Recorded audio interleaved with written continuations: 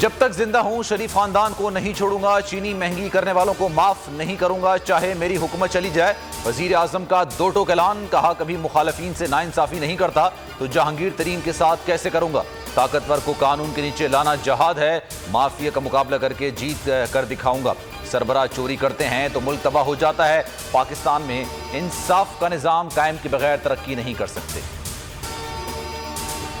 عید الفطر کی آمد، bus service بند ہونے سے آبائی علاقوں کو جانے والے مشکل میں پڑ گئے، پرائیویٹ گاڑیوں والے من مانے کرایہ وصول کرنے لگے۔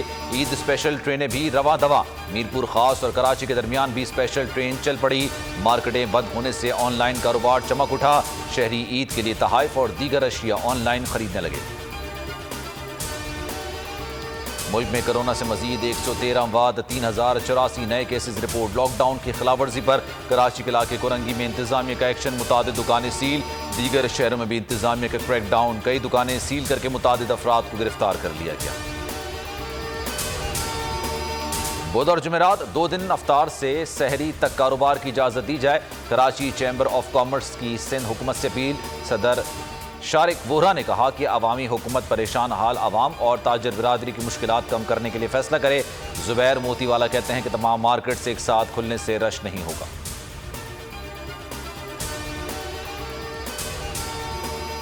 راولپنڈی رنگ روڈ اسکینڈل کی انکوائری مکمل، ڈپٹی کمشنر راولپنڈی اور ڈپٹی کمشنر اٹک سمیت دیگر افسران کو عہدے سے ہٹا دیا گیا۔ رنگ روڈ کے اصل نقشے کو تبدیل کر کے چند شخصیات کو فائدہ پہنچایا گیا۔ فردوس عاشق اوان کی نیوز کانفرنس، کہا کہ رنگ روڈ منصوبے کا معاملہ نیب کو بھجوا رہی ہیں۔ وزیر اعظم نے رنگ روڈ منصوبے کی خود نگرانی کی، گٹھ جوڑ اور پردہ نشین چہرے بے نقاب ہوئے، فرنٹ مین کو آگے کر کے عہدوں کا غلط استعمال کیا جاتا ہے۔ نیب لاہور کا لیگی صدر اور اپوزیشن لیڈر شہباز شریف کی ضمانت کے خلاف سپریم کورٹ میں اپیل دائر کرنے کا فیصلہ، نیب کی پروسیکیوشن ٹیم نے تیاری شروع کر دی ہے۔ لاہور ہائی کورٹ نے شہباز شریف کو آمدن سے زائد اثاثوں کے کیس میں ضمانت پر رہا کر دیا اور 8 ہفتوں کے لیے بیرون ملک جانے کی اجازت دی۔ لاہور ایئرپورٹ پر امیگریشن حکام نے انہیں بیرون ملک جانے کی اجازت نہیں دی۔ شہباز شریف کا نام ایگزٹ کنٹرول لسٹ میں ڈالا جائے، نیب نے وزارت داخلہ کو خط لکھ دیا۔ وزیر داخلہ شیخ رشید نے نیب درخواست کا جائزہ لینے کے لیے اہم اجلاس کل طلب کر لیا۔ اجلاس میں وفاقی وزیر قانون و انصاف فروغ نسیم بھی شرکت کریں گے۔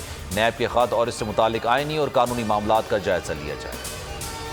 اس وقت اتنا ہی، مزید خبروں اور اپڈیٹس کے لیے آپ دیکھتے رہیے بول نیوز اور وزٹ کیجیے ہماری ویب سائٹ bolnews.com۔ ایک بریک کے بعد آپ دیکھ سکیں گے پروگرام تجزیہ۔ سبسکرائب کریں اور بیل دبائیں تاکہ کوئی خبر رہ نہ جائے۔